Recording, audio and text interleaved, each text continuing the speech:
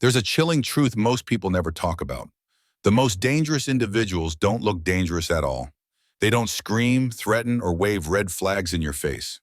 They smile, they charm, and they slowly, quietly destroy you from the inside out. What if someone in your life right now is doing just that? Psychopaths walk among us, hidden in plain sight. They're not all serial killers or movie villains. In fact, about 1% of the population displays psychopathic traits, and many of them function in everyday life as bosses, partners, or even close friends. But beneath the charm lies something deeply disturbing, a pattern of manipulation, emotional harm, and calculated deception. The scariest part? You may not notice until it's too late. In this video, we're going to reveal 6 powerful signs that you may be dealing with a psychopath. Not 5, 6. Because there's one extra red flag that most people miss, and it could be the one that saves you. Let's start with the first and often most seductive trap they lay. Imagine meeting someone who seems perfect. They remember your favorite song, laugh at all your jokes, and claim to love hiking, indie movies, and the same obscure coffee blend you do. It feels like magic, like you found someone who just gets you. But here's the truth. Psychopaths are expert mimics. In the beginning, they come on strong. Compliments, praise, constant messages, grand gestures. They flood you with attention. It's not love. It's a calculated strategy called love bombing. They tailor their charm to your personality like a mirror reflecting back exactly what you want to see. At first, you feel special, chosen. But here's the catch. The moment you stop giving them what they want, the mask slips. Suddenly, the warmth is gone. That charming tone turns cold. They might withdraw, lash out, or guilt trip you. And you're left wondering, what did I do wrong? This is the first sign you're dealing with something dangerous. Their charm is conditional. It's a performance with a purpose, manipulation. And when it stops working for them, they discard the act. And sometimes, you may start rationalizing their behavior. Maybe they're just tired. Maybe I overreacted. But deep down, something doesn't feel right. That's your gut, and your gut is smarter than you think. One woman I spoke to described it like this. It felt like I was dating an actor. The first month was a romantic movie. Then suddenly I was in a psychological thriller. Pay attention to those sudden shifts in tone, those icy silences that follow the warmth. When the charm feels too perfect, it usually is. So ask yourself, has anyone in your life overwhelmed you with flattery, only to turn distant or manipulative when you stop playing along? That might not be love, it might be control. If you've ever walked away from a conversation feeling confused, uncertain, or like your memory was just erased, you might not be overthinking, it might be manipulation. Psychopaths lie, not just occasionally, not just to cover up mistakes. They lie pathologically, even when there's no clear reason to. It's not about hiding the truth. It's about controlling perception. They rewrite reality like a script, adjusting the storyline to keep you off balance. One day they say one thing, the next they completely deny it, sometimes with a straight face. You start to notice inconsistencies in their stories. Things don't add up. Timelines shift. Facts change. But when you confront them, you don't get the truth. You get gaslighted. You're imagining things. Wow, you're really sensitive. That never happened. This is classic gaslighting, by a psychological tactic designed to make you doubt your own mind. And it works frighteningly well. They might even use triangulation, bringing in a third person to validate their version of events, or to compare you unfavorably to someone else. This creates distrust, jealousy, and isolation. Exactly what they want. It's a slow erosion of your sense of self. You begin to question your own memory, your instincts, your worth. And they never take responsibility. Instead, they subtly blame you. If you weren't so emotional, this wouldn't be an issue. You're always twisting things. Here's the second undeniable sign. They manipulate facts like clay, and somehow you're always the one left apologizing. Over time, this emotional chaos becomes your new normal. You stop speaking up. You walk on eggshells. You doubt your own version of reality. I once spoke to a man who told me, it got to the point where I'd write things down after every conversation, just to make sure I wasn't losing my mind. That's not healthy. That's not love. That's psychological warfare. Ask yourself, have you ever had to gather screenshots, text receipts, or timelines just to prove to someone what you both know really happened? And even then, they still denied it. That's not miscommunication. That's manipulation. And it's time to call it what it is. Have you ever poured your heart out to someone only to be met with a blank stare? Or worse, an awkward smile, a dismissive comment, or even silence? That cold emptiness is not just indifference. It could be something far darker. Psychopaths are masters of imitation.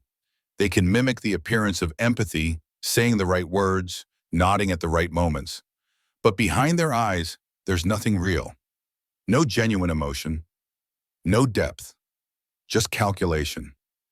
They understand feelings in theory, but not in experience. It's like watching a movie in black and white while everyone else sees in color. This leads us to the third sign. They react inappropriately, or not at all, to serious emotions, pain, or tragedy. You share a painful story and they respond with a smirk. You cry in front of them and they seem annoyed. Or worse, they pretend to care, but later weaponize your vulnerability against you. One woman shared how, after confiding in a partner about a childhood trauma, he used it during arguments. No wonder you're so messed up. You've always been broken. That's not empathy. That's cruelty dressed in concern. Psychopaths don't form true emotional bonds. They form strategic connections. They study your emotional landscape not to comfort, but to control. And when they see weakness, they don't feel compassion. They see opportunity. Think about that for a moment. Have you ever noticed someone seem off during a serious moment? Too calm, too detached, too rehearsed? Or maybe they were all sympathy at first, but later they used your secrets to undermine you? That's not forgetfulness. That's intent. Here's something critical to remember. A person who truly cares will protect your pain, not use it as ammunition. Psychopaths, on the other hand, lack that internal compass. They mimic what empathy looks like, but they cannot sustain it. Over time, the mask cracks, and when it does, you realize you were emotionally alone the entire time. If you've ever felt emotionally starved in a relationship where the words were right, but the warmth was missing, your instincts may be screaming something important. Trust them. At first, it might feel like you're building a life with them, sharing things, supporting each other, helping out when times are hard. That's what relationships are for, right? But with a psychopath, there's a chilling twist. You're not building a life together. You're fueling their lifestyle. They don't see you as a partner. They see you as a resource, a wallet, a therapist, a doormat, whatever role they need in the moment. This leads us to the fourth sign. They drain your time, your energy, your finances, and they don't give back. At first, it's subtle, a small favor, borrowing your car, staying over a lot but never contributing to groceries. Then it escalates. They need a loan. They want to invest in a new idea. They ask for access to your accounts or insist on joint purchases for the future. But somehow that future never includes your well-being. You might notice a pattern. They idealize you in the beginning, devalue you over time, and eventually, when there's nothing left to take, they discard you, coldly, without remorse. It's not just financial either.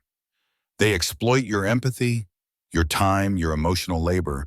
They expect you to listen endlessly, solve their problems, cover for their mistakes.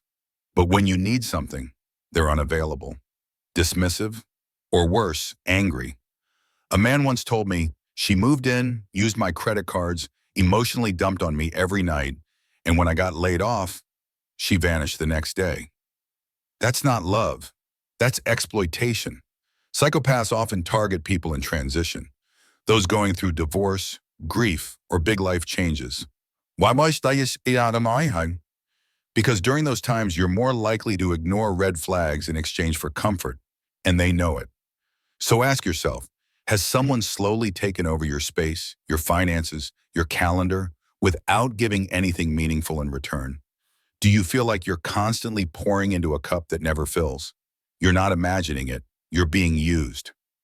Here's the painful truth. People who love you will support you, but people who use you, they will consume you until you have nothing left to give. Recognizing this early isn't selfish. It's survival. There's a strange kind of thrill when you first meet them, like being swept into a fast-moving current. They're spontaneous, passionate, full of energy. Every day feels like a new adventure. But that excitement quickly turns into emotional whiplash. Psychopaths are impulsive by nature. They crave stimulation and novelty at any cost. They jump from job to job, city to city, relationship to relationship. They start projects they never finish.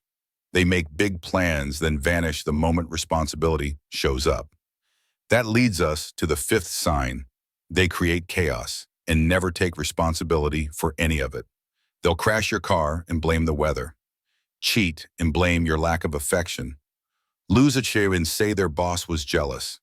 In their world, they're always the victim, and someone else is always to blame. It's exhausting. One day they're the most charming person in the room. The next, they're a storm of rage, silence, or passive aggression. You start to feel like you're constantly trying to read the weather, predicting their moods so you can avoid the next outburst. This instability is not accidental. It's how they keep you on edge, always trying to win back their good side. Psychopaths use impulsivity as a tool. They don't think about consequences because they don't believe rules apply to them. And when the damage is done, they act like it's no big deal, or worse, that it's your fault. You'll find yourself cleaning up their messes, emotionally, financially, socially, and wondering why you're the one in pieces. Here's the truth. Healthy people make mistakes and own them.